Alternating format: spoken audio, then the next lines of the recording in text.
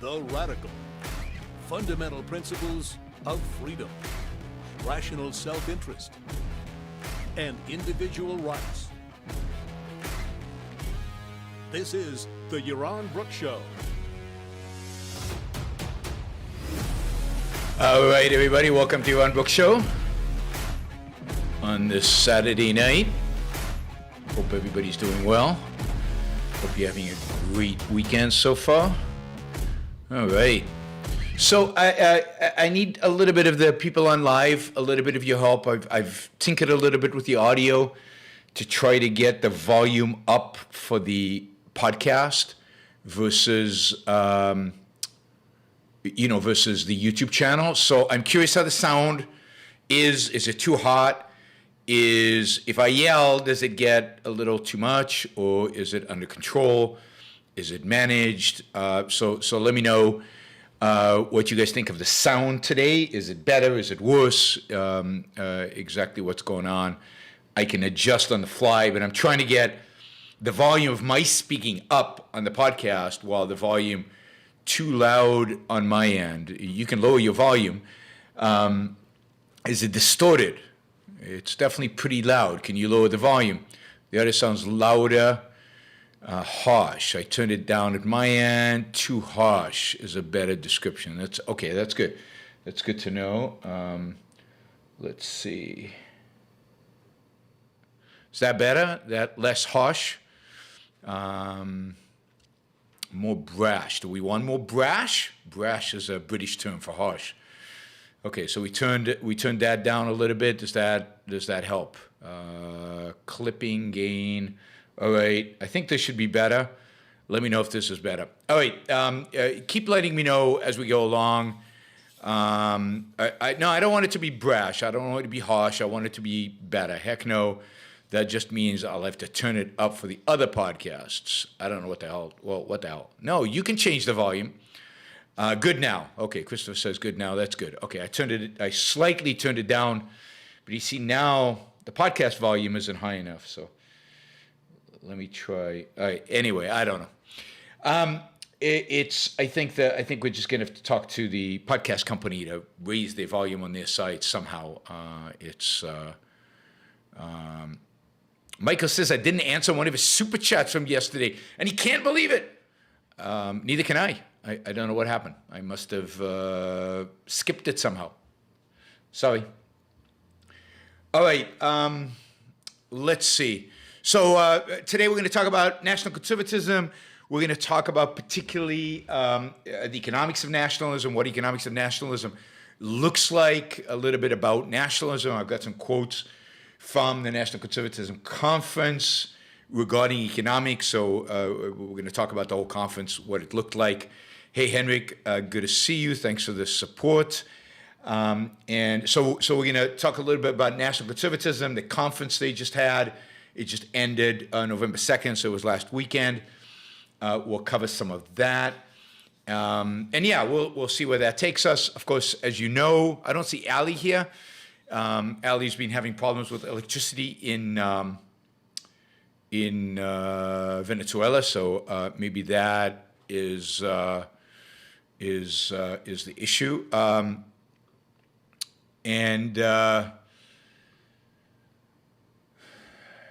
Yes, so we're going to talk about that. And let's see. Yes, let me make this appeal before we get to that, because some of you listen to this on podcasts and other places, and you probably don't listen all the way to the end, so you don't actually have, how should I say it? You don't actually get my appeal at the end. So let me try my appeal at the beginning. I think it's harsh again. And that is, we've got already 3 thumbs down. I haven't even said a word. All I had to say was national conservatism, and a bunch of people gave me a thumbs down. So thank you for all of you haters. I appreciate it. I appreciate you hating on me before I say anything. I guess they do it because I give them attention. Maybe if I ignore them, they'll stop. But that's okay. If the idea that I'm in somebody's head so much that even though they hate what I have to say, even though they hate the show, even though they hate me, they have to show up on time and click that thumbs down button. That makes my day, that I have that much, I occupy so much space in their head that this is part of their daily routine now, is to come and hate on me on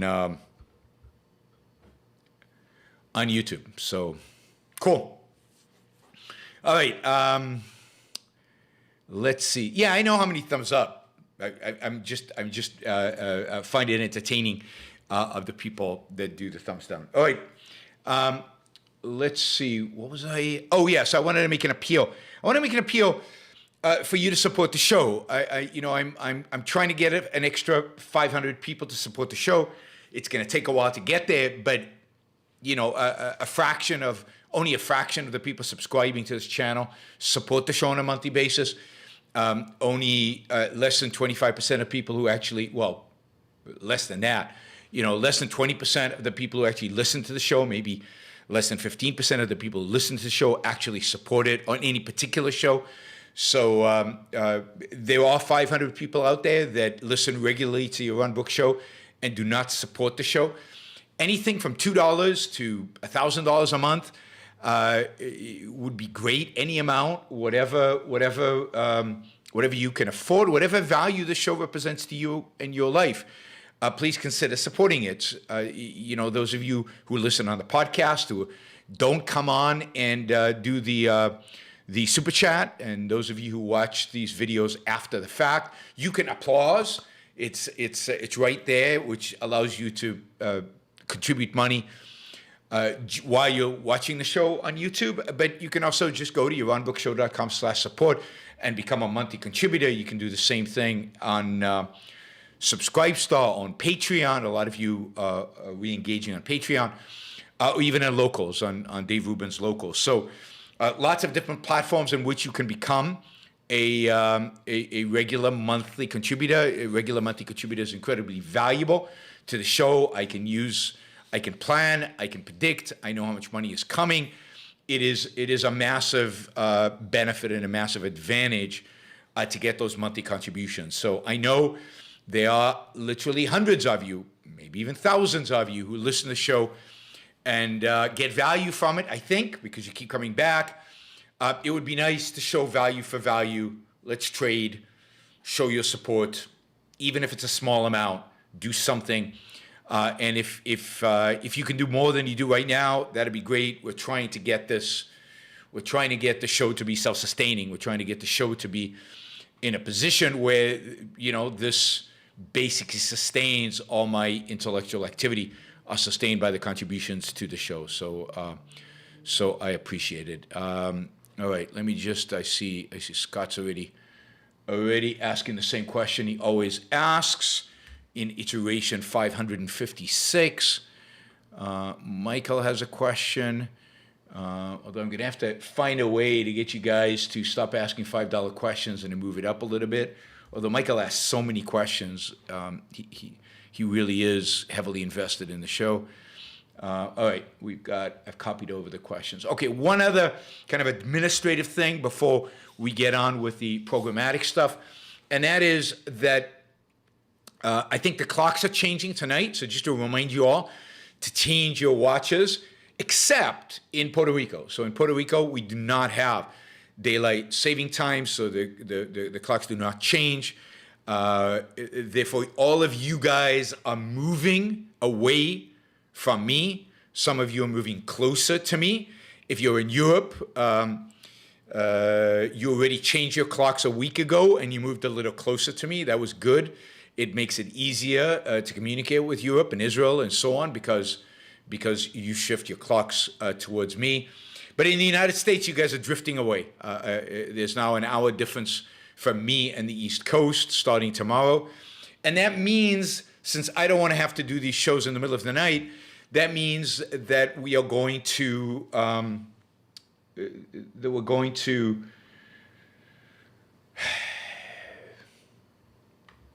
start the shows for you a little earlier. So the show will be starting at 7 p.m. East Coast time on days where it used to be 8 p.m. On the weekend. I don't know how much I'll change it. I don't know if I'll change it. But right now, the weekend, the weekly show, the shows during the week. God, I can't talk today. The shows during the week are going to be 7 p.m. East Coast time, 4 p.m. Pacific time. For some of you, I know that's less convenient. For some of you, it might be more convenient.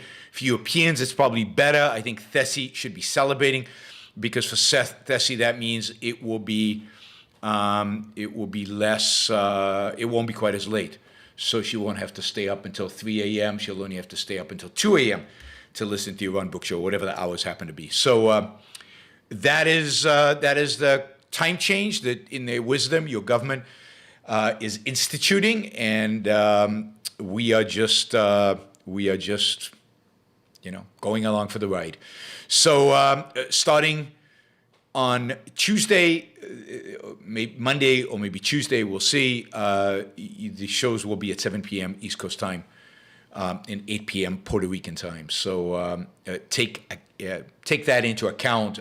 When I advertise it, I'll try to make sure that I separate between my clock and your clock in the East Coast time. So I'll try to continue to advertise in East Coast time. All right, let's jump into this. I've already wasted 12 minutes on not a lot. All right, so as a lot of you know, I have been a critic of this movement on the right, which I think is probably the most dominant intellectual movement right now on the right, to merge conservatism with nationalism and set it on what they are calling an illiberal path, a path that is liberal not just in the sense of left, but liberal in the sense also of classical liberal. Classical liberalism is something they clearly reject. So this is probably the most dominant, active phenomena on the right, certainly among intellectuals. But among non-intellectuals, of course, non-intellectuals are enamored with kind of the Trumpism.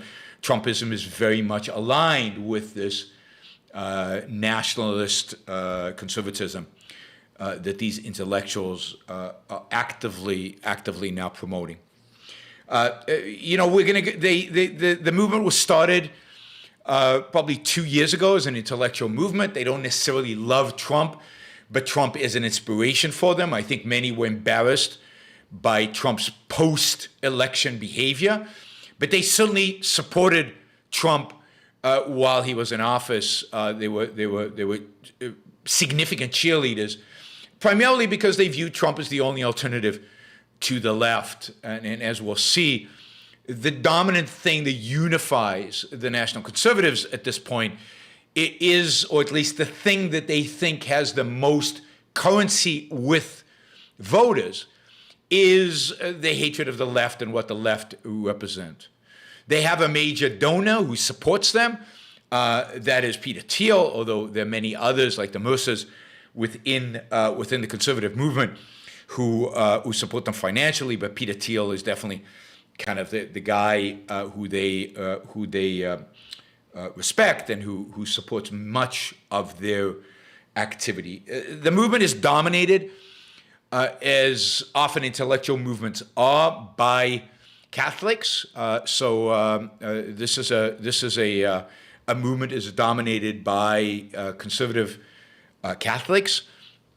And most of the intellectuals, if you go down the list, are people who were either born Catholic, or many of them actually, and I'd say a significant number of the leading intellectuals in the national conservative movement are people who converted to Catholicism, and of course by Jews. So Catholics and Jews, dominate national conservatism,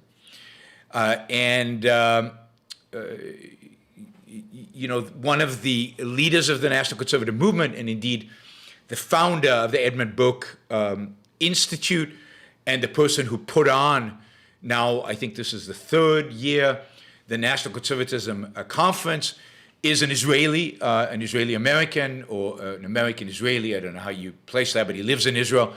He's a conservative Jew, as a yarmulke, like Ben Shapiro, and that is Yoram Chazoni. And Yoram Chazoni is somebody I'll be debating in December 8th at the University of Texas in Austin. So that's going to be a lot of fun, is to debate. And the debate, by the way, the debate topic, which he basically chose, I was gonna debate him on nationalism, and he didn't want to debate nationalism.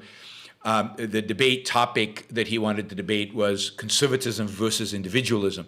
So that's going to be an exciting debate. I'm looking forward to it. It'll be filmed. We'll put it up on YouTube. But he's super smart.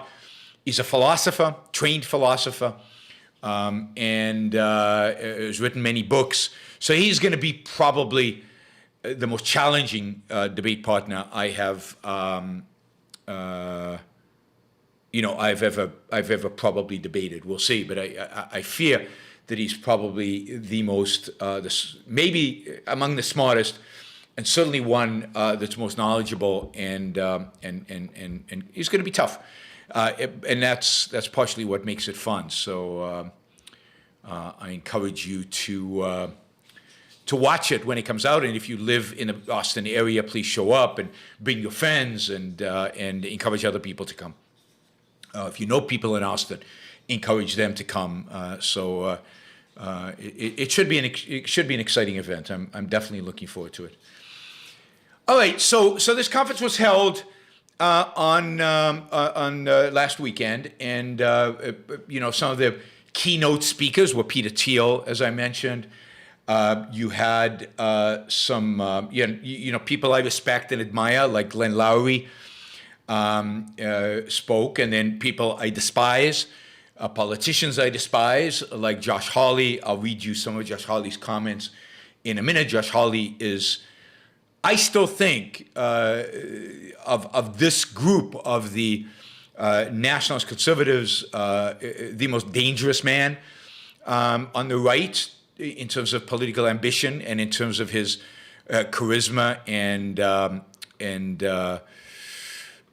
terms of his charisma. I still think he is likely to run for president, and maybe one day will become one of the leaders. So Josh Hawley was one of the keynote speakers. Of course, you can't just have one politician. You had two other senators, Marco Rubio, who's basically sold to the devil completely. Any respect I used to have a long time ago for Marco Rubio has gone completely out. He's finished from my perspective. And Ted Cruz, who's an interesting case. We'll get to Ted Cruz in a minute, because his talk at the National Conservative was quite interesting and different. Let me see if I can find some of the other. Oh well, Douglas Murray was on one of the big panels. Sohab Amari, who I've talked about on this show in the past. Yoram Chazoni, of course, did a number of things. And Dave Rubin. Dave Rubin was there doing a number of panels, and actually being one of the commentators on some of the sessions on the future of conservatism. Who knew Dave Rubin would land up being a conservative? It's not the path I expected. Not the path I expected, but and then let's see, J.D. Vance. For those of you who don't know, J.D. Vance is running for the Senate in Ohio. He is Trump's candidate in Ohio. He is being funded massively by Peter Thiel, yes, J.D. Vance was the closing keynote speaker, I think, to a large extent, in an effort to support his ambitions. Peter Thiel is funding two candidates, one in Arizona, Blake Masters, who is actually an employee of Peter Thiel's, or has been, and he's running for the Senate in Arizona in a Republican primary, and in Ohio, J.D. Vance. Those are the two candidates. I think Peter Thiel is given each $10 million, if I'm not mistaken. So this is real money, and both of them have a real shot at winning. They are true national conservatives that they with everything that entails. So what is national conservatism? Well, I mean, even among national conservatism, there is a debate, infighting, disagreement, conflict about what it actually means, what it actually represents. But what it is clear that it is, it's a rejection of classical liberalism. It's a rejection of the idea of individual rights. It's a rejection, indeed, of the idea of individualism. This is why Yoram Hazony has agreed to debate, or proposed to debate, conservatism versus individualism. Because national conservatives views the conservative project as an anti-individualistic project, an anti-individualism project. They view conservatism as a project that is inherently collectivist centered around the nation, the community, and as we'll see for many of them, certainly the Catholics among them, around religion. This is the problem that they have. So one of the two countries in Europe, Europe is always something that American intellectuals always admire from afar.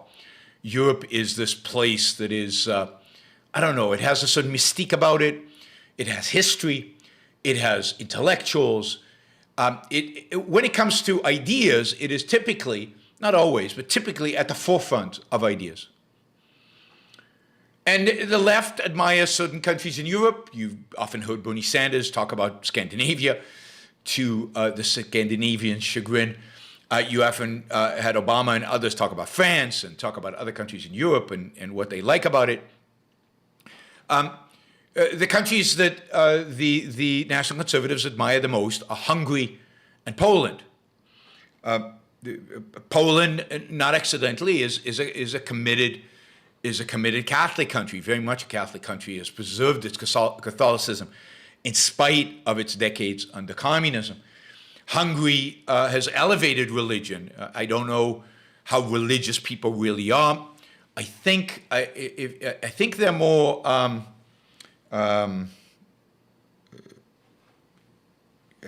don't know how Catholic they are. I think they're more Eastern conservative, but they might be Catholic. I think they were more influenced by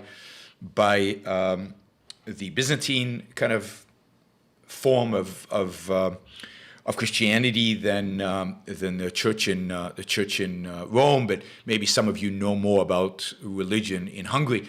But Hungary is definitely another source of great admiration for the National Conservatives. But this is and we'll get to that, and maybe we'll have an opportunity to talk about more of that later, and if not later, certainly in future shows. This is going to be this whole National Conservative thing, Hungary and Poland, and generally the what I'll call the new right is an ongoing theme, and we will continue to discuss it on the show. I'm a huge opponent of the nationalism in Hungary and the nationalism in Poland, again, because of their rejection of individualism, and because of the elevation of the state, of nationalism above the individual. So I reject both of those countries in terms of their politics. But the National Conservatives love them. But this is the challenge they face. Both Hungary, certainly Hungary, and Poland have a certain ethnic identity. They have a certain shared history. The Hungarians come from an ancient tribe that you can date back centuries. It has a long history of tribes coming from the steppes and settling in the valleys around Budapest, and basically the Hungarian people are, as they see it, from an ethnic, genetic perspective, although once you study the genes, things get a lot more murky. But they have this shared history that goes back a very long time, and there's a unity, there's a traditional basis for a nation and for, quote, solidarity within that nation. They're all family members in some remote way, right? The Poles, it's similar. The Poles are much more, ethnically mixed. What's the difference between Poles and Ukrainians? What's the difference between Poles and Lithuanians? Is less clear. But again, Poland has a particular identity, an historic identity, an identity based in ethnicity, based in tribalism. Indeed, after World War II, one of the things the Poles did is they kicked out all the Germans. Given what Germany had done to them, it's understandable. But the Germans who had lived in Poland for centuries, I think, were kicked out. Right? Let's see, we've got, Alex says, Hungary, we've got 39% Catholics, 11% Protestants, 3.5% other Christian, and I guess the rest consider themselves atheists, which is not surprising. Hungary has a much more liberal, in the classical liberal, so does Poland. But Hungary, I think, was more a secular country before communism, and certainly after post-communism. Poland hung on to its Catholicism through the communist years, and then Pope Paul, I think, reinforced that. John Paul, the third, whatever he was, John Paul, reinforced that Catholicism in the Polish nation. But there's an ethnic group, there's a tribe, there's a religion associated with, there's some homogeneity. And you can draw certain borders. They're somewhat arbitrary, but they're approximate, some kind of historical claim that these tribes have to the space. The challenge the national conservatives have is what unites America. Now, I hate the nationalism of Hungary and Poland, partially because of its tribal, ethnic, racist, if you will, origins, because it is so centered on history and on homogeneity and on a bloodline, on a tribe, on collectivism. But again, the National Conservatives would love to have something like that this is what they strive for. This is what they'd love to have. So the challenge for them is,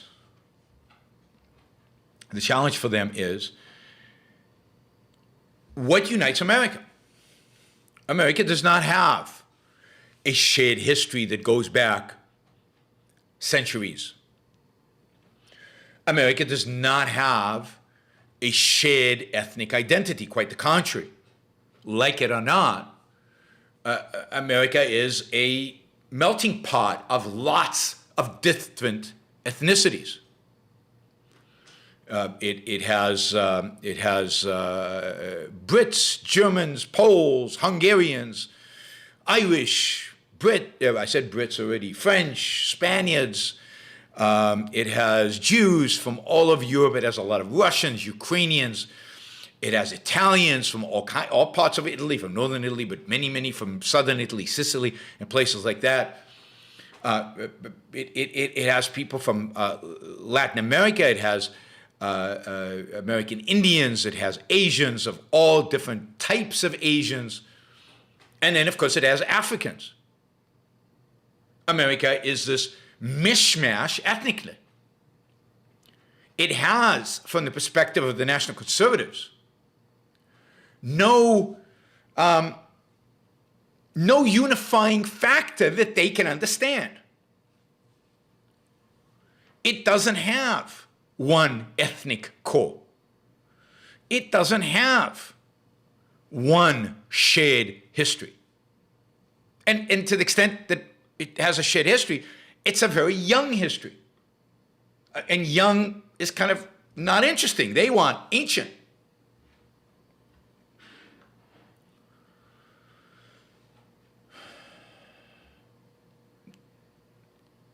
as one of the writers about national conservatism, right? Nationalism requires a national culture. How do you get a national culture if you don't have this, in their mind, shared history, shared ethnicity, and importantly, shared religion? That's the big problem that they face. Because he writes, nationalism requires a national culture, which requires a national religion. But we don't have a national religion in America. Indeed, the Founding Fathers made sure that we wouldn't have a national religion in America. You could say Christian, but even Christian is what? Is it Catholic, as many of these intellectuals are? Is it the 1,000 different Protestant sects that are out there? Is there a religious identity as this country arguably becomes more secular? What unifies it? What creates the unit that establishes for them the nation? And this is a challenge, a serious challenge that they face. How do we define that? And they're arguing about this. Many of the Catholics are what you call integrationalists, and they really do want something somewhat resembling a theocracy.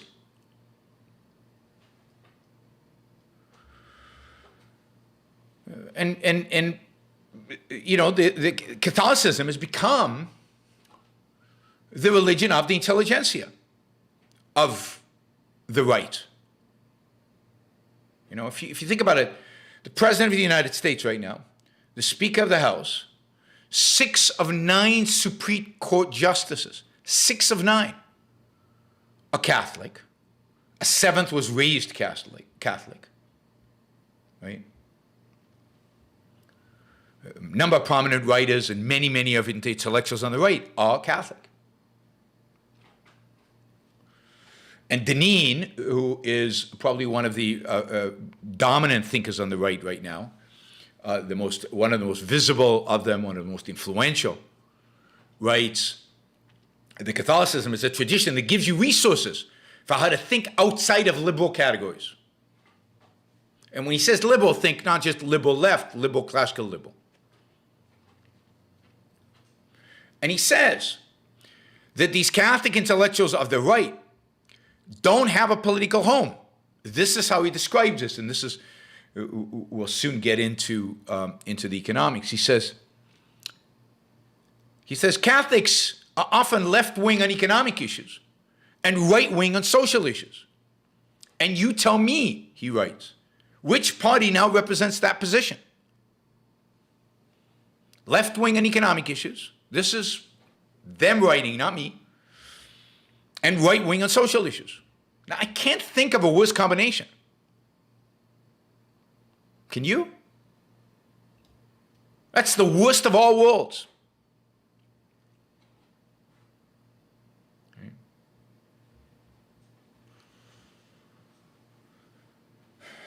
The purpose of government, according to these Catholics, is to secure the common good. In order to do this, they go back to the Catholic social tradition, the encyclical of Pope Leo the 13th and Pope Pius the 11th, where the popes argued that individual liberty doesn't help the workers secure a living wage, that capitalism indeed has impoverished the workers. It valorized workers' associations, unions, and urged government to intervene to balance the economy. This is who these Catholics of the right admire. Maybe the most important thinker among these Catholics is a professor at Harvard, a law professor at Harvard by the name of Vermeule, I might be pronouncing it right, Vermeule, who is a convert to Catholicism. And he has written that we need to replace originalism, originalism or textualism with what he calls common good constitutionalism, where he, we read, into the majestic generalities and ambiguities of the Constitution to create an illiberal, anti-liberal legalism founded on, quote, substantive moral principles that conduce to the common good.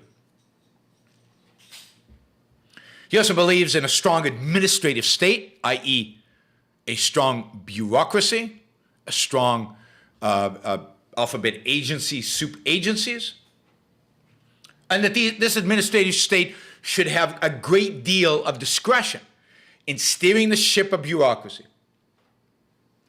And they are in a strategic position to bring about these common good policies and to destroy the liberal policies that exist out there in the world. Yeah, Cook in the chat says, Vermeulen thinks speech controls in China are good. Yes, he also thinks, by the way, vaccine mandates are good because it's for the common good. He's a big supporter of vaccine mandates. And in order to support what he calls substantive moral principles, the state should be allowed to intervene in areas like healthcare, guns, and the environment to promote human flourishing, which should take priority over things like commerce or the right to bear arms. So he's anti-Second Amendment as well. According to him, abortion, of course, would be illegal. But as I said, he is a big supporter or a supporter of vaccine mandates. Another convert to Catholicism, Amari, is one of Vermeulen's biggest allies.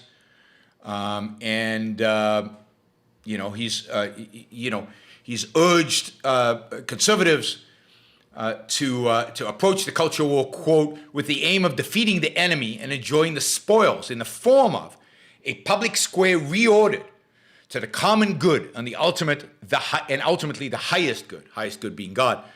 And of course, he urges people to use political power in order to achieve this common good, in order to reorder society, in order to achieve this highest of all goods. He said that Hungary and Poland have offered an example of something that looks different. I guess this is a different nationalist conservative. This is a guy named Goldman. And they're thrilled by this. They like Orban.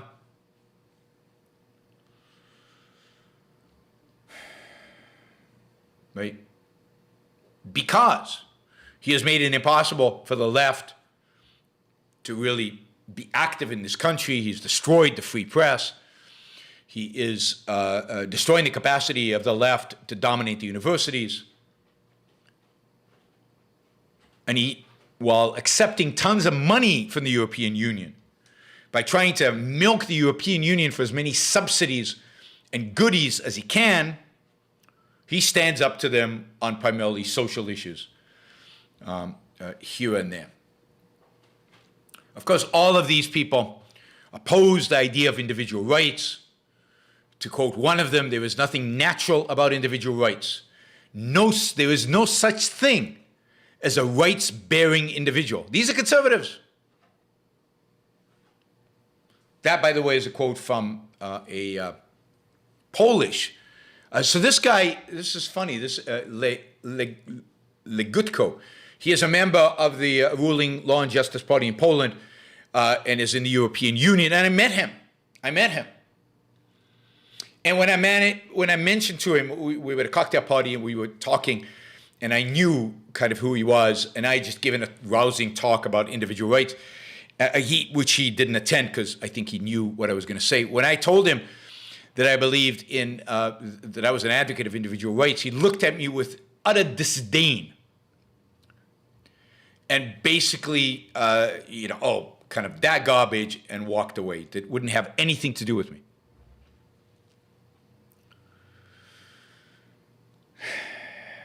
This is the alternative to the left, guys.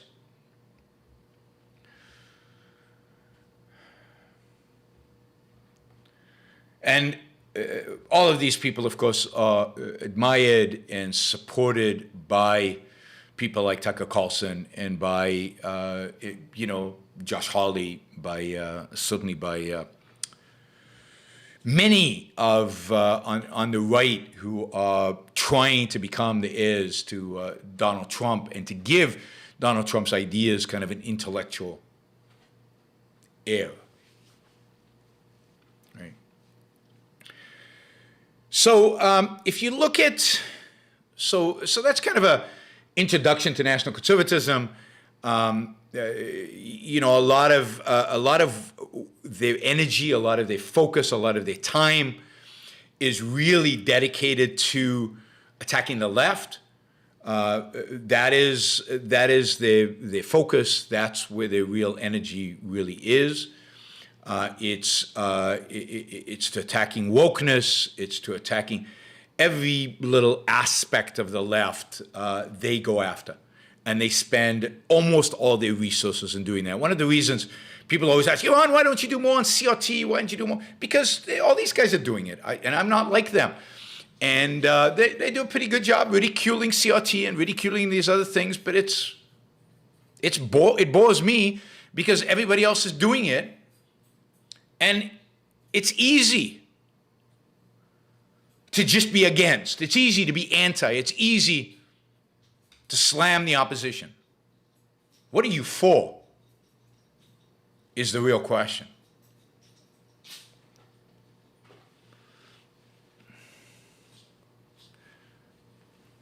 So I read Josh Hawley's talk from the National Conservative Movement. It's an interesting talk. I mean, much of it I agree with. Every time he attacks the left, I agree. Much of his talk was about manhood. What it means. Well, he never really said what it means to be a man. He talked about manly virtues, which are virtues, and I do think they're associated with masculinity. But he mainly spent the time, as usual, as what these people do, attacking the left's view and attempts of the left to bring down manhood, if you will, and masculinity and the virtues of masculinity. And in that context, of course, he went after capitalism, the market economy. This is quoting from him. In this country, we are more than mere consumers. We have been the makers of great and mighty things, and we shall be again. So we're not anymore. We don't make great and mighty things anymore. We don't make, iPhones. I guess they're made in China, technically. It's very, very Marxist, materialist perspective. We don't make stuff anymore. I wonder how we consume so much. It's really an interesting question. How come we can consume so much if we don't make anything? I never understood how people think that works. I don't think Hawley does this for votes. I don't think Hawley is about the votes. I think Hawley is an ideologue, or at least has become a consistent ideologue. He has figured out, certainly, when he ran for president, and not for president, when he ran for the Senate, he was already this. He was already arguing against individualism, railing against classical liberalism. No, the thing about Josh Hawley that you have to respect, and the thing about Josh Hawley that should make you really scared of Josh Hawley, is that he isn't just doing it for the votes, right? Marco Rubio is. Marco Rubio will just say whatever he thinks will get him elected. Ted Cruz is. Although we'll see, Ted Cruz is challenged. But Josh Hawley is a true believer. He is super religious. He's super collectivist. He is dedicated to this conservative nationalism. He was dedicated to Trump. And he is the natural heir as an intellectual to Trumpism. He will make it much more consistent.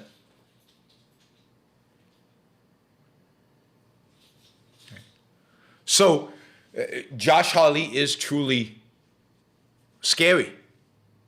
And I fear there's a good chance he becomes president one day. And I think he's the kind of guy who could really do a lot of damage to this country, deep damage that it'll be very hard for this country to recover from. Yeah, Hawley's different from Pence. He's much worse than Pence. Much worse than Pence. He continues, he says, the DC experts will say it's impossible. Better to outsource our production to China or Mexico or other places where labor is cheap. But free labor and slave labor should never be put to an even plane. Wait a minute, Mexico labor is slave labor?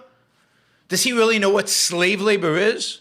We could argue about some labor in China, but Mexico? Slave labor? Really?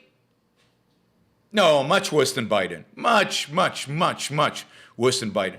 Biden will not do lasting damage in the way that a Josh Hawley could do lasting damage, or in the way Trump did lasting damage to this country.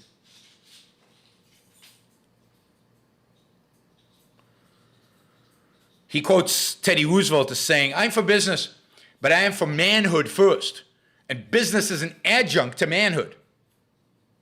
What does that mean?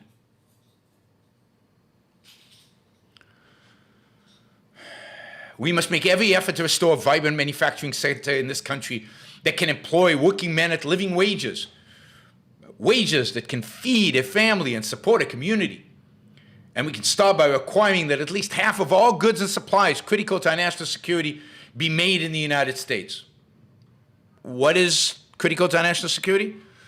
The Trump administration tried to claim that building cars was critical to our national security. If that's true, everything is critical to our national security.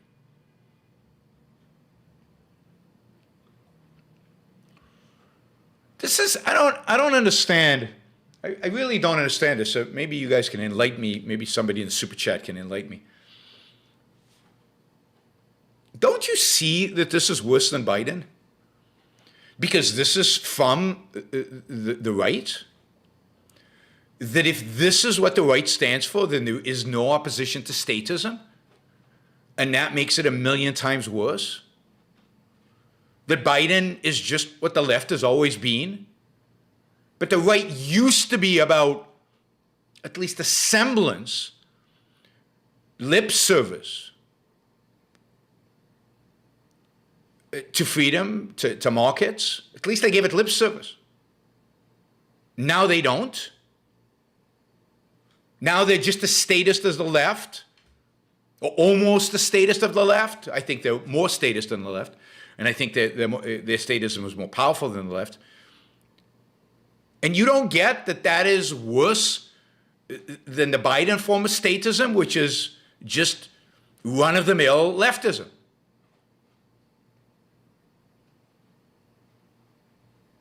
It's stunning to me. It's stunning to me that instead of trying to save the right from the collectivists, from the fascists, from the religionists, from the statists, the nationalists, you want to join them because of your hatred of the left. That's just stunning. Just stunning.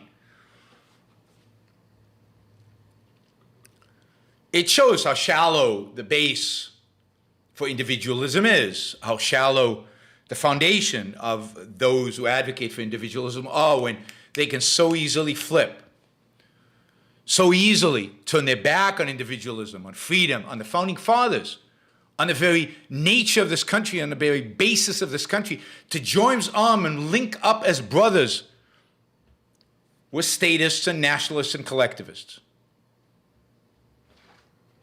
Because the left is worse. It's what has made me so utterly pessimistic over the last 5-6 years. To see the small, but what I thought was committed individualist movement out there just lose it and embrace collectivism, or embrace the collectivists, lose it and forget what positive values we're actually fighting for, instead of dedicating oneself completely to what you're fighting against and teaming up with some of our worst enemies. It's what I've been riling against and trying to convince you against for 5 years. It's why I have lost so many subscribers. It's why so few people, ultimately in the big picture, watch these videos. It's because there's nobody dedicated anymore to individualism, to the positive, to capitalism, to freedom. Again, to the founding fathers.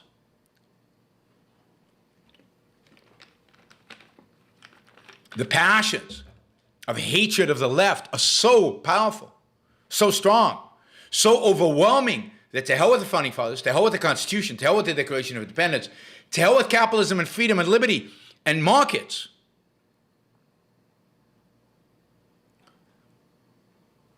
Let's embrace these guys just so we can fight the devil on the left. So we team up with the devil on the right. Anyway, my venting my frustration with not all of you, but certainly some of you, and in some cases many of you, not maybe here who are listening live, there's maybe only 1 or 2 of you, and the 4 who gave me a thumbs down, but many of you.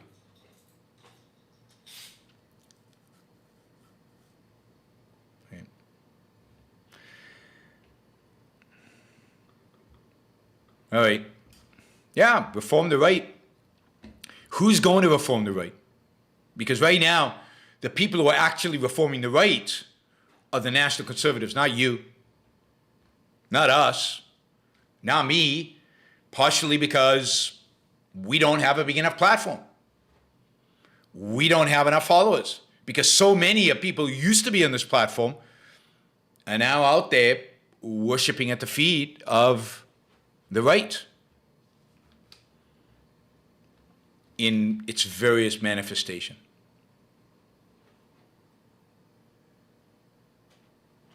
Right?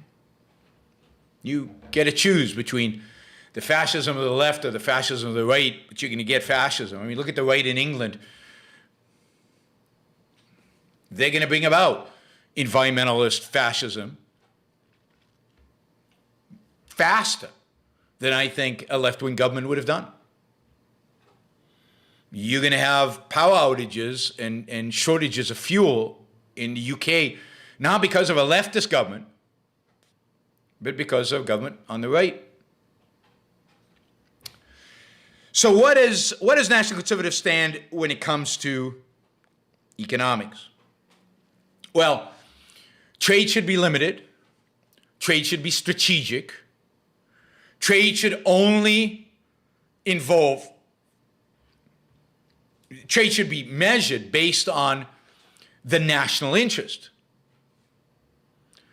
Not based on the preferences of individuals, not based on the choices of individuals. Trade is not between individuals, the nationalists will tell you.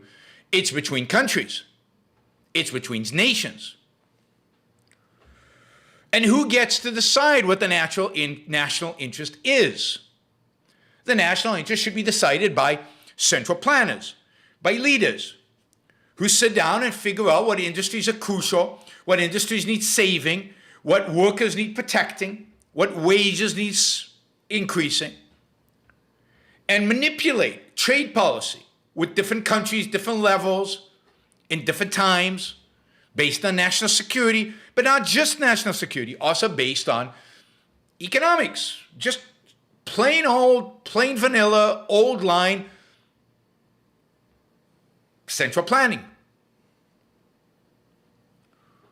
Trade is a tool for national greatness. Now here, they are channeling the mercantilists of the 18th and early 19th century. They're rejecting Adam Smith and the wealth of nations, and they're rejecting basically the entire field of economics. But they don't care, because for them, it is not about economics. For them, it is purely about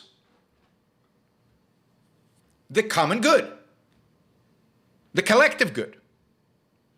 And since there is no manifestation of the common good, there is no person who speaks for the common good, there is no way to measure the common good, Well, they need a trade czar, somebody who can channel the common good and dictate the common good and determine the common good and run the common good.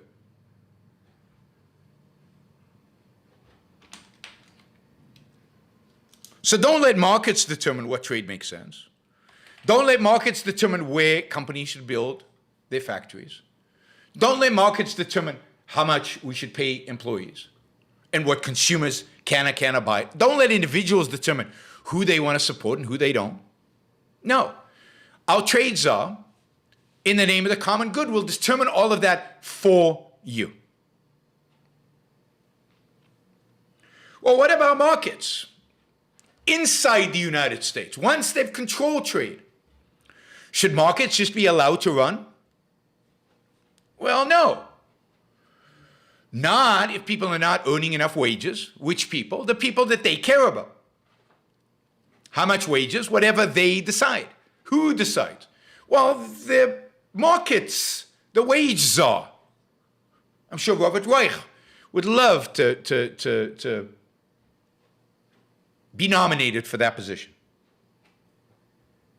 After all, to quote Josh Hawley, we have to make sure that our companies employ working men at living wages, wages that can feed a family and support a community. And who gets to decide what wage can feed a family and support a community? Well, the economy czar. We're not going to leave this to chance. And indeed, national conservatives are big supporters of unions, labor, the working class, striving against those evil businesses. We don't want businesses. Right?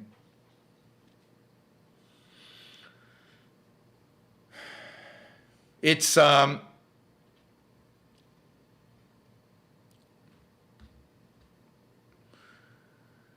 what they stand for, right? What about, I don't know, certain industries? Are industries going to be allowed to produce what they want based on price signals? Well, no. We're going to have to think about national security. And some industries are going to have to produce whether they can make a profit or not, whether they compete or not because of national security. And of course, anything can be national security.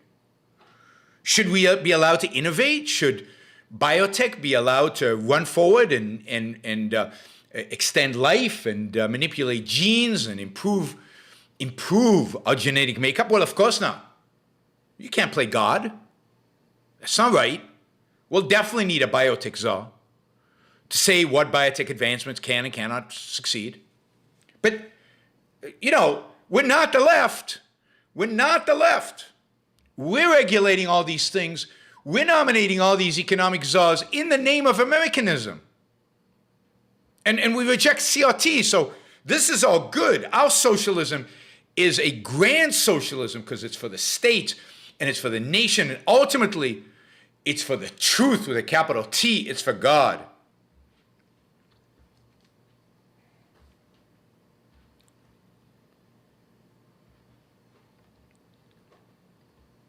And what about immigration?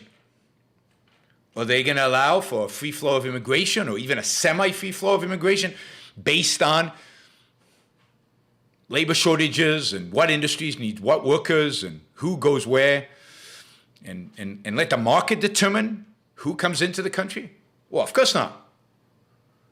While we might not have one ethnic unified community, we certainly don't want to pollute it even more with outsiders, even more with people who don't share our, quote, values, whatever the hell those are. So we definitely need an immigration czar who will decide who comes in and who does not, make sure that they come in from the right kind of countries, the right kind of culture.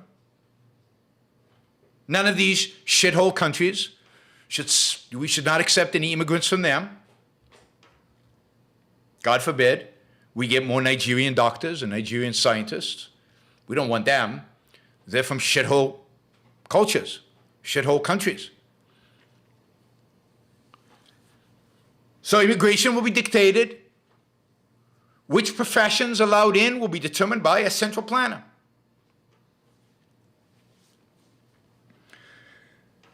So at the end of the day, what national conservatism, their economic policy is, it's an economic policy of the left.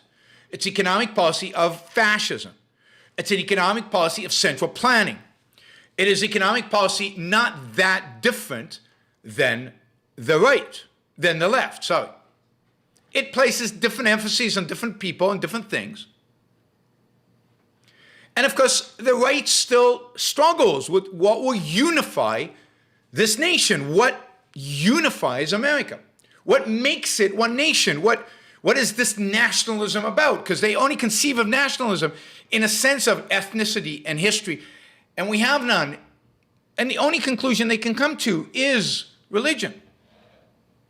But they struggle even there because there is no one unifying religion for America. Of course, the real unity of America,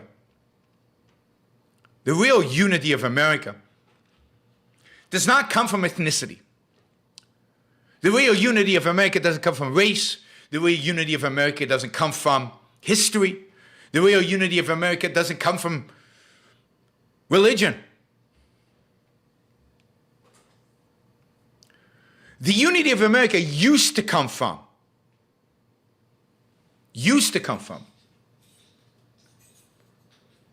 founding principles of the country, the vision of the founding fathers, a declaration of independence that declared all man as being equal before the law, equal in rights, and that all of them possessing the thing that the national conservatives deny us, possessing individual rights.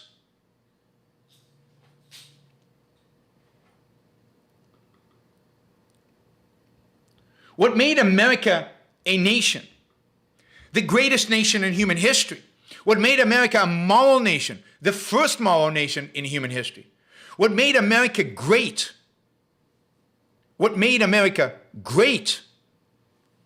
was its dedication to individual rights, imperfect as it was in practice. The striving towards a country that believed that all men are equal before the law, that all men possess rights, that all men possess the right to life, liberty, property, and the pursuit of happiness.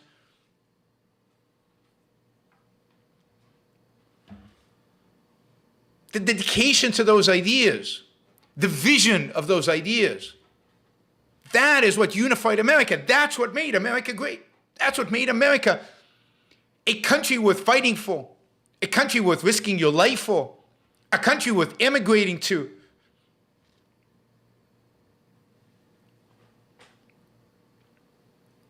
Individualism is what makes America. You reject individualism, you reject America.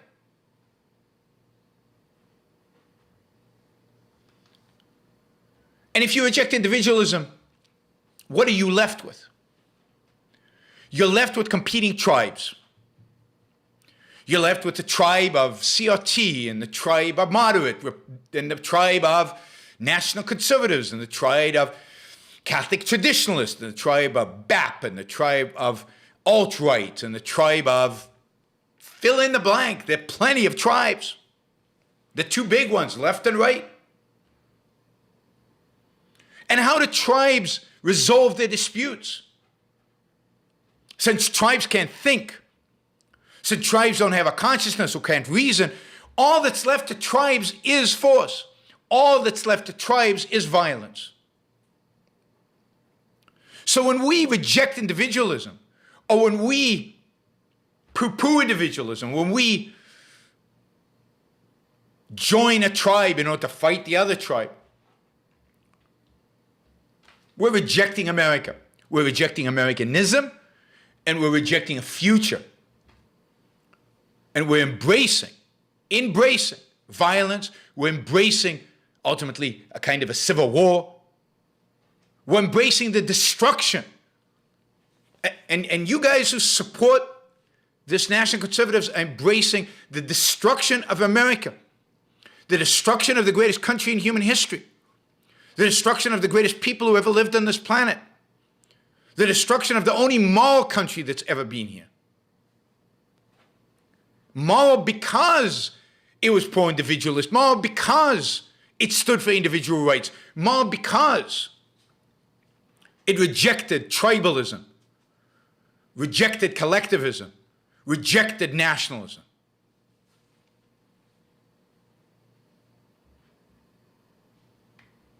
And if you can't,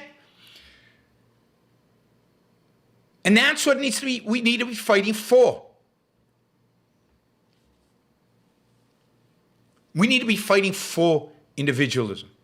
We need to be fighting for individual rights. We need to be fighting for capitalism.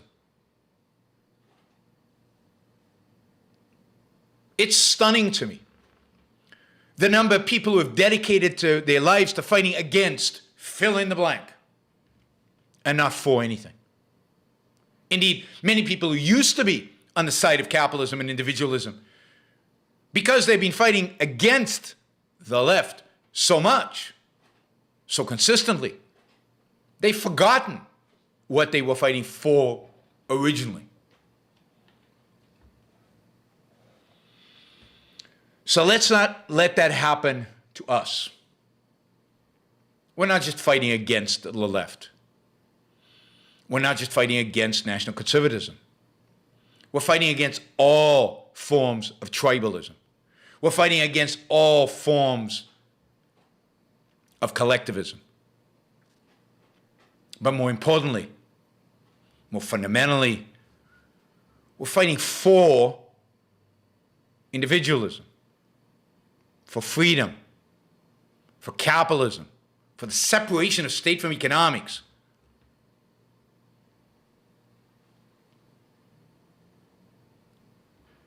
Stop using your emotions as a guide.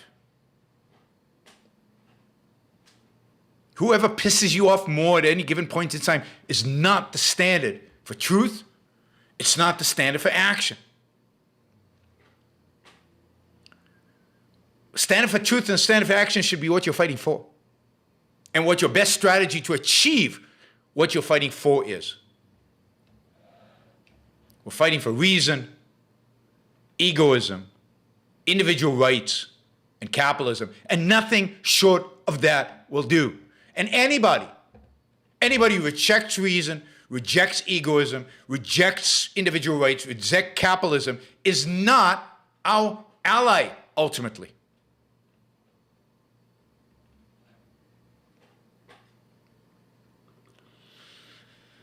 All right.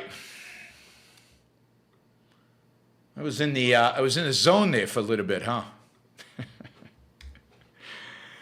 All right, let's see where we are. Who is keeping track today of Catherine? Catherine Mendez is right there. Where are we, Catherine? So that I can urge people to do more wherever we happen to be. My guess is we're at, I don't know, 380, something like that. So we've got some work to do, right? We've got another $220 to get us where we need to be. Best Fed Hank, I think that little spiel was worth more than $49.99, but I appreciate it. Yaron 2024, I can't run, born in Israel, can't get one of those Hawaiian, birth certificates. But there we are. We're up to $9 billion. If we had $9 billion, we would win. Not because what I would do with $9 billion, but because if there was enough support here to provide $9 billion, that would suggest that we've already won. Although all it would take would be one Elon Musk. And, he's now, he just put out on Twitter. Did you see this? He just put on Twitter a survey. This is how ridiculous it has gotten. So Elon Musk is being accused of not paying any taxes. And the reason he doesn't pay any taxes is he doesn't get a salary. And basically his wealth is all tied up in his stock, and the stock is unrealized. And since it's unrealized, he hasn't paid taxes on it yet, right? So he just put out a thing on Twitter where he has said,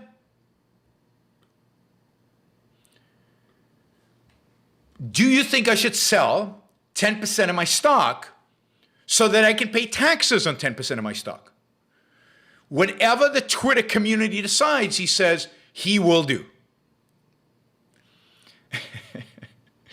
So he's basically let the people decide on Twitter, decide whether he is going to sell 10% of his Tesla stock and then pay, what is it, 54% of that as taxes. Todd, thank you. That's amazing. Thank you. That is very, very generous. Really, really appreciate it. I don't know what Catherine is, but I think we're very close to the 600 with Todd stepping in. Oh, you guys are reminding me that so this is Elon Musk. It's ridiculous. But the fact is, the 10% of his Tesla is a lot of money. I don't know exactly how much, but it's billions and billions of dollars. But in the big picture, it's not that much money for him. Some of you are reminding me, I said I would say something about Ted Cruz. Yes, I couldn't find a transcript of Ted Cruz talk at the National Conservative Movement. I did find a transcript of Josh Hawley's and of Marco Rubio's, but not of Ted Cruz. I don't know that they published it. Hopefully at some point they'll bring it out and maybe on video. But what I found interesting about the description of Ted Cruz's talk is that Ted Cruz tried to have it both ways. He rallied them around attacking the left. But then he tried to suggest that being a national conservative didn't imply that you were pro-tariffs and pro-this and, pro-central planning. So he tried to imply that you could still be a capitalist. You could still maybe be an individualist and be a national conservative. But he couldn't make the case, and the audience wasn't buying it. So he was clearly, of the three senators, the odd man out, whereas it's clear that Josh Hawley has always been committed to this cause. And that Marco Rubio has sold his soul to this cause. That Ted Cruz is struggling. He sold his soul to Trump. He's given up, I think, on the principles of free speech and on the principles of freedom in his dealing with the big tech, but he still has a general sense that he should be pro-markets because that's who he is, that's who he's kind of defined himself as, and he can't quite bring himself to giving up on that. So Cruz is the better of the three in that sense, but I think he will tilt. I think he will tilt full sway to the national conservatives because that's where the power is. That's where the future of the Republican Party right now is. And I think Ted Cruz is going to go along. But we'll see. We'll see.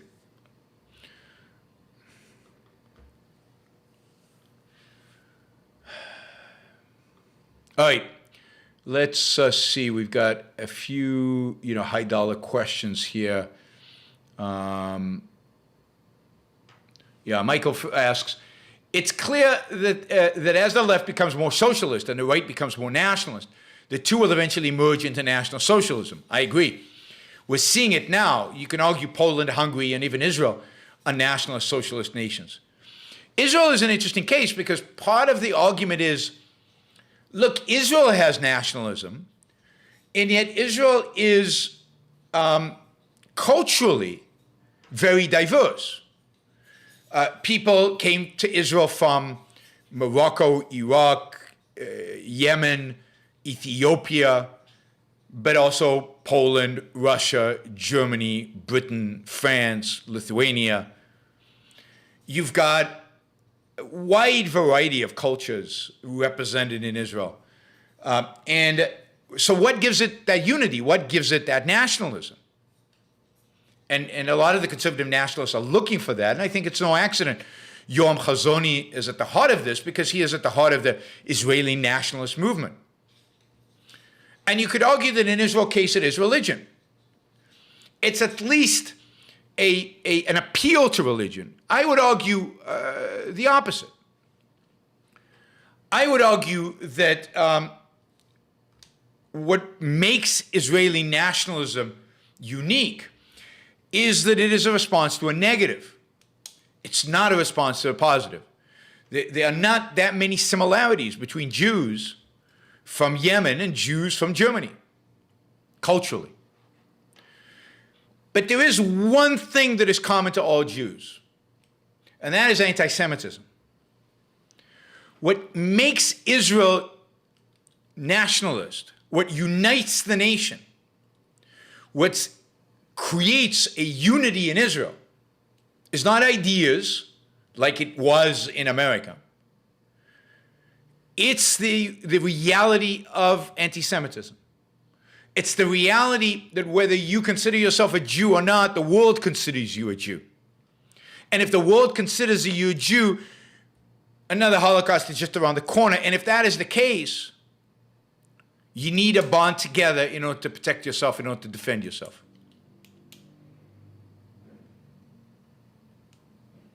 Right. So, yes, we're heading towards some form of National Socialism. It could come from the left, it could come from the right.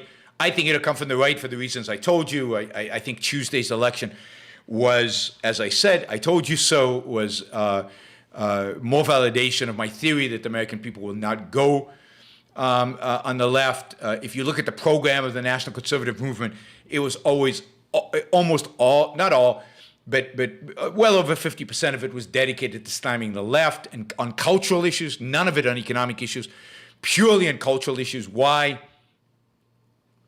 Because cultural issues are what Americans will not go for. Cultural issues is the real difference between the left and the right today. On economics, they don't disagree that much. It's all about culture. It's all about culture. And it's so the right is much more likely once it gets its act together, once it formulates an identity that's more cohesive, once it finds its charismatic leader, the right is much more likely to bring us that National Socialism than the left. Let's see, Todd, thank you, Todd. $100 question. Well, it's really a comment. Let's get beyond left and right and focus on collectivism versus individualism. Yes, that's what I've been saying. That's what I've been speaking about. There's a talk up there. There's the talk I put up on YouTube where I talked in Vienna, in Austria, about the need to abandon the concept of left and right and to abandon the political parties associated with left and right, to frame it as individualism versus collectivism, and to identify all the collectivists as our enemies, and to try to rally a new political coalition around ideas of individualism. All right, Corey from Australia. Thank you, Corey, that's generous. I often say that being an American is a mentality, not an accident of birth. It may seem silly, but I consider myself more an American than most people born in America. I agree with you, Corey. I think calling myself an American accurately reflects what it means to be an American. I agree with you completely. And this is why I'm so opposed to the barriers in immigration. I want Americans to come to America because the Americans who are born here have lost what it means to be an American. And I know people think that's horrible. Because to be an American is to be born in a particular geographic area. That is Tucker Carlson's view of what America is. To be born in beautiful scenery, that's the essence of America. But no. The essence of America is individualism. The essence of America is entrepreneurship. The essence of America is the don't step on me attitude, an attitude of freedom, an attitude of independence. Independence in thinking, independence in action. The essence of America is the rights of the individual to live his life based on his own standards, his own reason, without authority of left or right, without sacrifice to left or right. So yes, I think many of you out there who are not in America, were not born in America, not American citizens, are more American than most, unfortunately. Most, an overwhelming majority of Americans are today. Americans have lost what it means to be an American, and it's accelerating. It's getting worse, unfortunately, and it's these national conservatives types who are driving it faster away from America.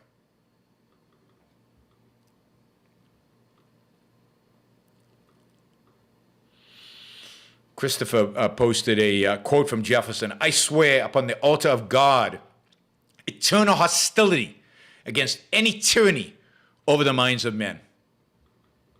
Even tyranny from the right. Where would Thomas Jefferson be today? Would it be on the right or on the left? The Rocky Mountains are beautiful. Beautiful. But you know what? The Yellow Mountains in China are beautiful too. China has beautiful scenery. What are you going to do with that? I don't know what you do with that. It's a dead end. All right. Thank you, Corey.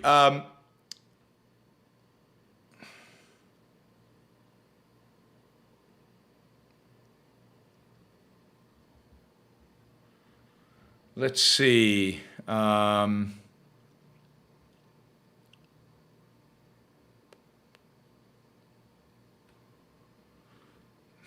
The left is evil. We all know the left is evil. Why waste our time denouncing the left when we all agree on that? What's interesting is the stuff that I can teach you, which is about the evil of the right, which you don't know and you won't admit. Evil of the left is, as I've said over and over and over again, easy. Easy to document, easy to understand. You don't need me to explain it to you. All right, I'm going to just answer this question, even though it's not a big dollar amount, just because it's relevant to what I was talking about. Can you expand a little on why America is different from other European countries that put emphasis on freedom and individualism in its founding, like France? France didn't put freedom and individualism in its founding. France's founding is the opposite, the absolute exact opposite of the American founding. There is no freedom in the French founding. There's the guillotine. There's violence. There's destruction. There's killing your own people because you disagree with them.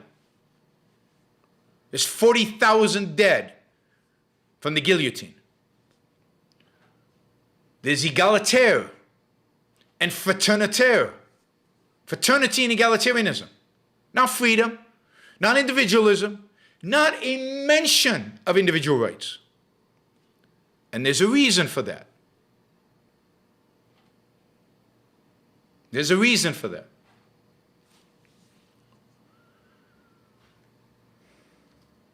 And the reason for that is that the French Revolution was not inspired by the Enlightenment.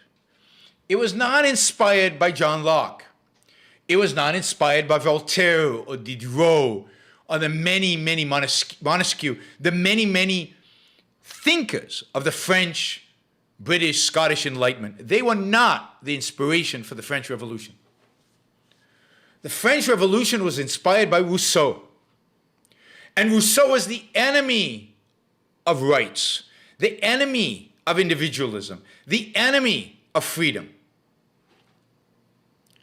Rousseau was the enemy of reason, the enemy of the pursuit of happiness. He was a collectivist through and through, an emotionalist through and through. There were no individual rights in Rousseau's world. So don't ever compare the two revolutions. Completely, utterly, intellectually different.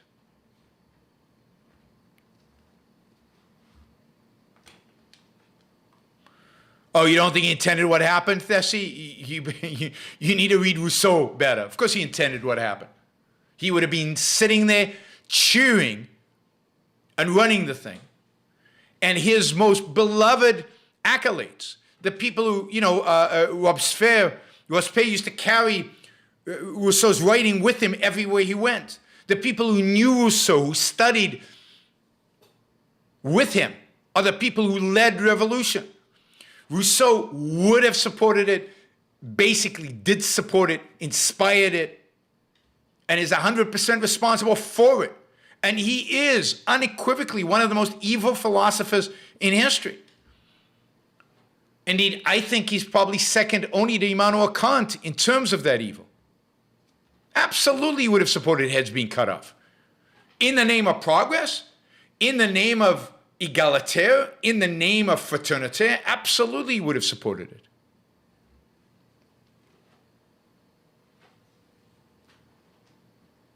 Robespierre was killed because at some point his bloodlust and the ideology, it became evident to the people in power that, it became evident to some people that he needed to go. So, at some point during the revolution, Robespierre and the Rousseau faction was killed. But it's that opened it up, that Rousseau and his acolytes are the ones that open it up to violence as the means. And then, of course, everything gets taken over by Napoleon, and you get authoritarianism that way. But no, it's absolutely Rousseau as being yes, Kant supposedly kept a copy of Rousseau's portrait over his desk. Yes, I mean, Kant admired Rousseau. Rousseau is perfect. Enric says Rousseau is the philosopher of environmentalism. Absolutely. He's the philosophy of almost every leftist cause out there. So no, there's nothing good about Rousseau. All right, so the real difference, so there is no country in Europe that was founded on freedom and individualism. None. There were thinkers in every country that advocated for individualism and freedom. There were Enlightenment thinkers in almost every country in Europe. But there were, first of all, these countries, the borders are drawn not based on politics, the political freedom. They're drawn purely based on ethnic identities and history.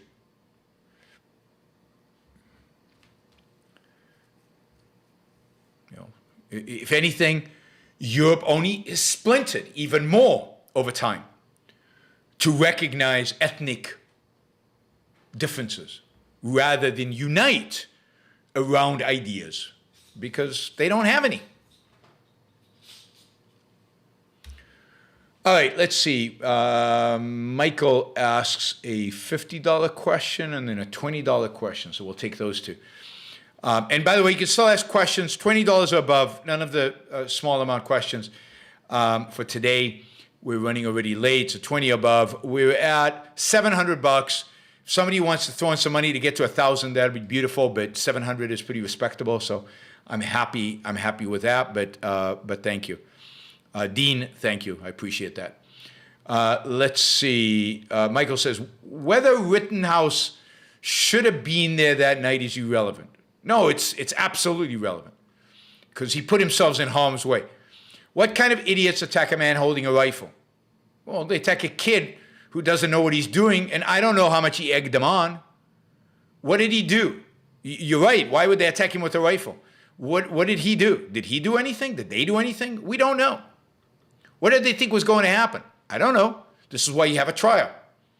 They attacked him because he kept washing off their graffiti and putting out their arson. Maybe. Let's wait and see what we discover in a trial. That's the beauty of a trial system. It brings out the facts. But he should have never been there.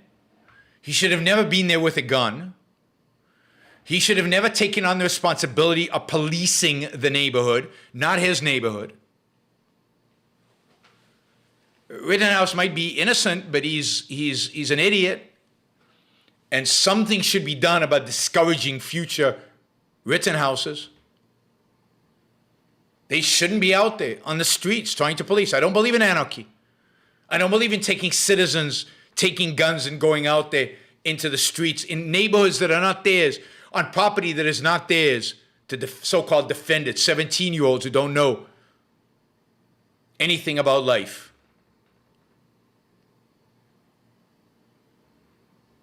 And then, being in a position where you kill people. Now, I know these people are leftists, who cares? Some of you might be thinking. No. I think Rittenhouse cares, and I think, I'm not for going out killing people I disagree with. Who's the thug here? You sure Rittenhouse is not the thug? Why was he there? What was he looking for? What did he think would happen? So Michael says, what did they think was going to happen? What did he think was going to happen? Coming into a riotous situation with a rifle. What did he think was going to happen? He was either going to get hurt or he was going to hurt somebody badly. All right, Michael also asked for $20. You'd think there would be at least one objectivist, libertarian-oriented nation, or at least city in the world by now. No. Why would you think that? I would never think that. I never thought that when I was growing up with objectivism. I mean, philosophy's hard. Changing cultures is hard. I mean, maybe in the first year or two, after I read Atlas Shrugged, I thought that was possible, but very quickly that disappeared because I know how hard it is and what it's going to require and the kind of cultural change and what we're going up against. If statist nationalist regimes are inherently inefficient, why was the Holocaust organized so well? They're inefficient when it comes to production, when it comes to innovation, when it comes to creation. They're very efficient when it comes to destruction. Efficiency is meaningless. What are you efficient at? Efficiency should only relate to production, positive values. To destroy is easy. You can take a child, can spend 3 hours building a castle out of bricks, and it'll take exactly 5 minutes to destroy that castle. And you can say, wow, he's efficient. He's really good at destruction. No, that's a wrong use of the term efficiency. Elon Musk's net worth just passed $300 billion today. He is a brilliant man who has acquired his fortune with honesty, integrity, and tremendous passion. Well, really? We are blessed to have him in this world. I mean, I think we're blessed to have him in this world. I respect him, but honesty? Integrity? Really? Given how much tax money he's received? Given how much Tesla is being subsidized? Given how many times he has basically deceived the market about Tesla? We're going to be sold to a private equity firm, and then stock goes up, and then whoops, no, we're not going to be. I mean, there's a bunch of stuff like that where he says, and people trade on it, and then it goes away. No. Elon Musk is an amazing innovator and amazing in many respects, but I wouldn't hold him up as a paragon of morality.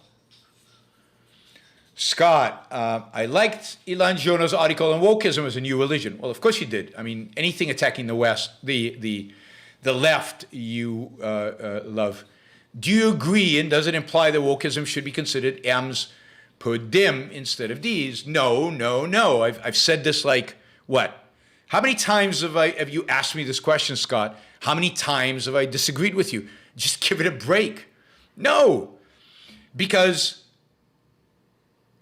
wokeism is a disintegrative ideology. It's about breaking stuff. It's not pro anything. It's about shutting people down. And it's always going to be new people. There's always going to be somebody on the oppression hierarchy. Now, it has the features of a religion. It has the priests, and it has it has a way to redeem yourself, and it has, a kind of a God, but it lacks the M. It lacks the characteristics of an M. It doesn't integrate around anything. It's not a religion. It has the features of religion. It doesn't integrate around anything. You tell me what it integrates around. It integrates around nihilism. It integrates, which is disintegrated, which is D2. it integrates around egalitarianism. What does Leonard Peikoff say egalitarianism is in the dim hypothesis in the book? What is egalitarianism? Oppression isn't an integrating feature because you can't integrate the oppressors into it. That's absurd. How does oppression become an integrating? What's oppression around what? It's oppression around egalitarianism. The ideology, as Leonard identifies it in DIM, is egalitarianism, and egalitarianism is a D2, not an M2. You can say egalitarianism integrates around equality. It's not what integration means. You can't integrate around anything you want. If your ideology is inherently disintegrated, which is what wokeism is, which is what oppression is, oppression studies is, why is it disintegrated? Because there's always somebody more oppressed than you. The oppression matrix is not an integrated matrix. It's a disintegrating. And all right, enough, because we're repeating ourselves, and I've said this to you, Scott, many, many times. You don't accept it, fine. But I haven't changed my mind. And Elon's article is not changing my mind. Todd, thank you. Another $100. This has been a very generous day from Todd. So thank you. Wow. Todd has done, I think, 450 of the $800 we've done. Todd says, let's stop complaining about City Hall. Let's become City Hall one at a time. Yeah, I mean, it's one mind at a time. Emphasis on mind. One mind at a time.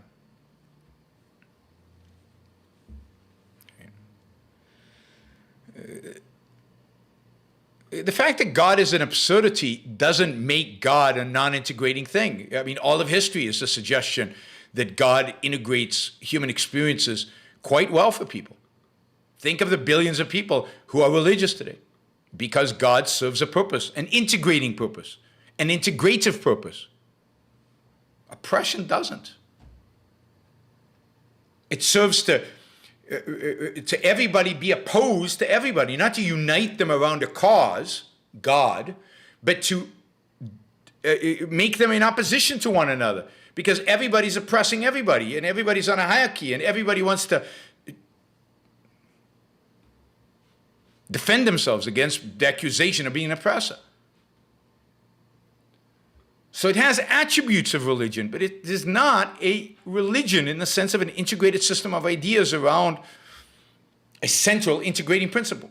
In that sense, it's not religion. And by the way, I've been talking about the left as having the attributes of religion for years. I did a show 4 or 5 years ago, this is still in California, about intersectionality. And it was based on an article written by Andrew Sullivan, where Andrew Sullivan described intersectionality as having features of religion. And I talked about that. I've talked about that, the religious features of intersectionality, for a long, long, long time.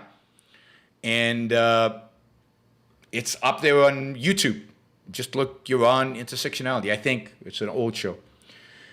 Best friend Hank, what attributes does your wife find the most admirable in you? Come on, best friend Hank. You're going to have to ask her that. I don't know. You like to ask these personal questions. I have no idea. I mean, maybe I have an idea, but I don't want to speak for her. I think I know what the answer is, but again, I don't want to speak for her. You'll have to ask her. If evil people live in hell, why is Noam Chomsky still alive in 92 and seems so springingly while doing interviews? Yeah, I mean, there is no correlation between living in hell and age. I mean, I'm glad he's 92 because the living hell that he's living through has lasted longer, and that's a good thing, not a bad thing. So I don't think Noam Chomsky's a happy 92-year-old. I've seen 92-year-olds who are happy. He's got energy. He's passionate about what he thinks. But yes, I do think it's a living hell. Michael asks, what date is your debate with Yoram Hazony? I think it's December 8th. It's a Wednesday, second Wednesday in December. I hope you guys can come. I'm hoping for a large audience. It's being put together by the center, kind of a free market center at University of Texas. Yeah, it's on the 8th of December at the University of Texas. As soon as I have the details in terms of where exactly and so on, I will get those to you. But 8th of December in Austin. Bess at Ham says, go ask her to join the live stream so she can tell us. My wife will never join the live stream. And she's not here right now. She is visiting family in Israel. So I've been alone without her for the last almost 3 weeks. Naruto 1341. Song recommendation in the spirit of individualism. Flyers by Amalie. All right, not familiar with it. Cool. I like recommendations for good stuff. Let's see, what else? Scott asks, if you reject individualism, you reject America. Channel this show's energy in your debate and you'll crush it. Yeah. Yes. I hope I can channel the energy from the show into that debate. By the way, if you like the show, I hope you did, then don't forget to give it a thumbs up before you leave. If you like the show, then share it. Share the short videos that Action Jackson is likely to make from this show. Share those, and let's get the word out there. Let's get the cause of individualism going. Let's get people inspired around individualism. So please help me grow this channel. Please help me get the word out about the existence of this channel. I don't see a lot of you sharing the stuff on Twitter and on Facebook, but that's how we're going to grow. That's the only way we can grow is to get to new audiences. By you sharing, you elevate this show through the algorithms. You elevate this show into people who follow you, even if it's a small number. One of them might share it, and it goes to there. And that's how movements grow. There's no other way to do it. This is the way social media works these days. 111 watching right now, but there are probably 400 people who watch the show and left and come in, and people come in and out. But Hata says he just got Super Chat working. Check email for JSGem304 about booking Love the Show. I don't know if you're getting my email. I'm getting your emails. I just haven't responded. I will respond, but I am getting your emails. So don't worry. I will respond. I flagged it. I'm behind on emails. I'm probably going to try to catch up on emails tomorrow, but I am getting the emails. All right. $838 today. That is fantastic. Thank you, everybody. That is showing a lot of love. That is great in terms of the support of the show. For those of you who did not have a chance to use the Super Chat because you're listening to this after the fact, please become a monthly contributor. You can do it on YaronBrookShow.com/support. You can do it on Patreon. You can do it on Subscribestar. Just search for Yaron Brook Show, and you can become a supporter. Thank you all for the support. Thank you for listening. Don't forget to share. Don't forget to like. Don't forget to help promote the show and get it out there to a wider audience. I did an interview that's up online. Mark Moss, M-O-S-S. I think it's a good interview. I think you'll like it. Some of his audience didn't like it because of, you know why, because of my positions on certain things that people don't like. But I highly recommend you go watch it. I really think you will really like it. Mark Moss. You can find it on YouTube, and we talked about the Civil War. We talked about left versus right. We talked about reason and thinking, and you should go. You should comment on the video because his people, they're not individualists. Too many of them are not individualists. Not individualists as we understand it. So, bye, everybody. Have a great rest of your weekend. Tomorrow, probably 4 p.m. 3 p.m. East Coast time, 4 p.m. Puerto Rico time, 3 p.m. East Coast time. So stay tuned, 3 p.m. East Coast time tomorrow. I'm also going to be doing a podcast with Tal Tzfani from the Ayn Rand Institute on happiness tomorrow. So I don't know if you have access to that, but at some point that'll go up as well. All right, everybody.